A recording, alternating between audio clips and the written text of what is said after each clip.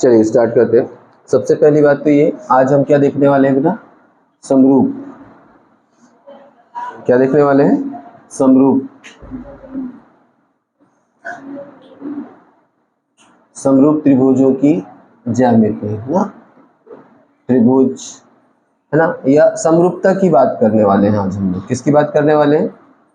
समरूपता, है ना। समरूपता या इसी को हम बोलते हैं सिमिलरिटीज। ठीक है। सिमिलरिटी क्या होती है? सिंपल सी बात है कि एक तरह से दिखना, मतलब सिंपल क्या करना है बेटा इसमें। तो जैसे मैं अब सिंपल मेरा एग्जांपल ही ले लेता हूँ, एक छोटा सा, कि मेरा एक बच्चा है, ठीक है, वो मेरे जैसे दिखता है ना। क्या उसके हाथ मेरे बराबर है? नहीं है। क्या मेरे बराबर की हाइट है उसकी? नहीं। मैंने क्या कहा? मेरे जैसा दिखता है।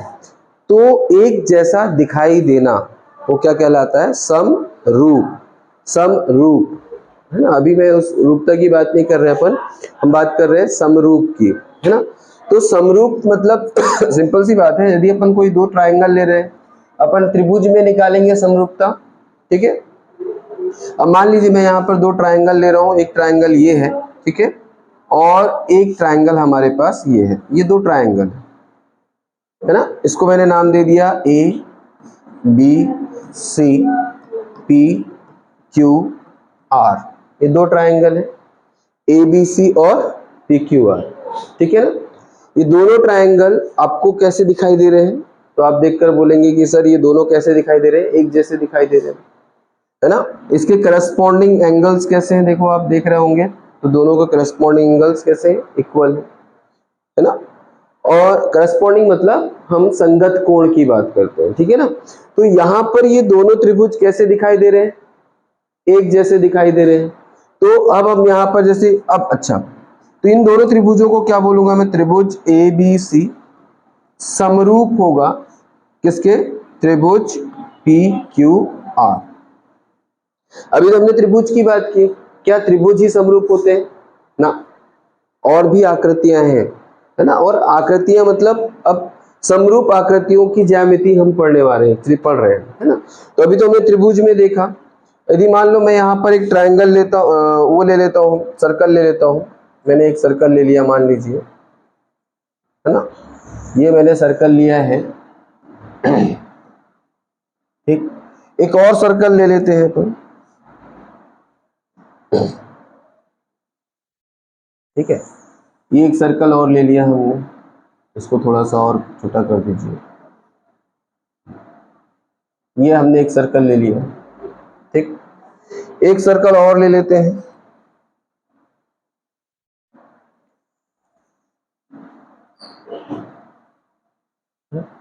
ये हमने एक सर्कल ले लिया इस तरह से। तो ये देख रहे हैं सभी के सभी सर्कल हैं, और सारे सर्कल, है ना, मतलब जितने भी वृत्त हैं, सारे वृत्त एक दूसरे के क्या होते हैं? समरूप होते हैं। हमेशा याद रखो। जैसे एक स्क्वायर की बात करता हूं, है ना। ये एक स्क्वायर है मेरे पास, मान लीजिए ये हमने एक स्क्वायर बनाया है, ये, ठीक है। एक और स्क्वायर ले लिया, ठीक है, और एक स्क्वायर ले लीजिए इसके अंदर। तो ये सारे स्क्वायर क्या होंगे? क्योंकि सब एक जैसे दिखाई देते हैं, सबकी भुजाएं कैसी हैं? बराबर है ना। तो स्क्वायर है, वृत्त है ना, और अपने पास और भी आकृतियां हैं जो एक जैसे दिखाई देती हैं, उसको हम बोलते हैं समरूप है। क्या है? समरूप है, ठीक है ना। समरूप या सिमिलर है। क्लियर है?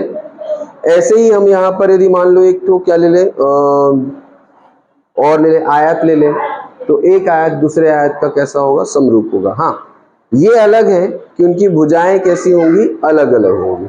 अच्छा, अब ये समरूप के लिए एक, अब तो समझ में आ गया कि समरूप हम किसको कहेंगे? जो एक जैसे दिखाई देते हैं, है ना, और एक जैसे आकृति वाले दो अपने पास त्रिभुज होंगे, चतुर्भुज होंगे, पंचभुज होंगे, ज्यामिति की जितनी भी रचनाएं हैं जो एक जैसी है, उसको हम क्या बोलते हैं? समरूप। क्या बोलते हैं? समरूप, एक जैसी जो दिखाई देने वाली है। क्लियर है? अब बात क्या आती है, हमारा जो मेन उद्देश्य क्या है, तो हमारा मेन उद्देश्य जो हम चैप्टर पढ़ रहे हैं उसमें ये है कि भाई कोई भी हमको कंडीशन दिए होंगी, कोई ट्रायंगल्स दिए होंगे, कोई रेक्टेंगल्स दिए होंगे, जो भी अपने पास है, तो किन्हीं दो आकृतियों को आप समरूप कब कहेंगे, इसके लिए क्या शर्तें हैं, क्या कंडीशंस हैं जो आपको अप्लाई करनी होनी, मतलब पता होनी चाहिए, या कौन सी कंडीशंस हैं जिससे आप ये कह सकते हैं कि ये दोनों त्रिभुज कैसे हैं, समरूप है, या दोनों चतुर्भुज कैसे हैं, समरूप है। ठीक है, तो ऐसी क्या कंडीशन होनी चाहिए, तो इसमें दो शर्तें हैं, दो चीजें यदि आपके पास है तो आप दोनों आकृतियों को क्या बता सकते हैं, समरूप होंगे। ऐसी कौन सी दो आकृतियां होंगी, या ऐसी कोई दो शर्तें कौन सी हैं, तो दो शर्तें क्या है बेटा, तो मैं आपको वहां पे बता दे रहा हूं। वो दो शर्तें हैं हमारी। पहली शर्त क्या है, तो पहली शर्त ये है कि दोनों आकृतियों के संगत कोण कैसे होने चाहिए, दोनों आकृतियों के संगत कोण, संगत कोण कैसे होने चाहिए, बराबर होने चाहिए, बराबर, है ना। यदि कोई दो आकृति है, कोई भी दो आकृति दी हुई है, चाहे चतुर्भुज हो चाहे त्रिभुज हो, यदि उनके संगत कोण बराबर, अब बात आती है कि सर संगत कोण किसे कहेंगे, ये भी दिमाग में आता है ना। तो मान लीजिए हमारे पास एक दो अपने पास त्रिभुज ले लेते हैं, त्रिभुज ही ले लेते हैं, ठीक है, एक ये है और ये है। तो यदि मैंने इसमें ले लिया ए बी और ये सी ले लिया, ये पी क्यू आर ले लिया, तो यहां पर ए के संगत कोण कौन सा कहलाएगा, पी, ठीक है, बी का संगत कोण क्या कहलाएगा, और सी के संगत कोण क्या कहलाएगा, आर। Is that clear. तो इनको हम संगत कोण बोलते हैं। और भी चीजें हैं, आकृतियां चेंज हो जाए, जैसे यहां पर मान लो, क्योंकि बेटा बहुत समय की बात आती है, मतलब बहुत समय ऐसे होता है कि हम संगत कोण ही आइडेंटिफाई नहीं कर पाते हैं। तो मान लीजिए हमारे पास ये ए है, बी है, सी है, और यहां पर ये हमारे पास है,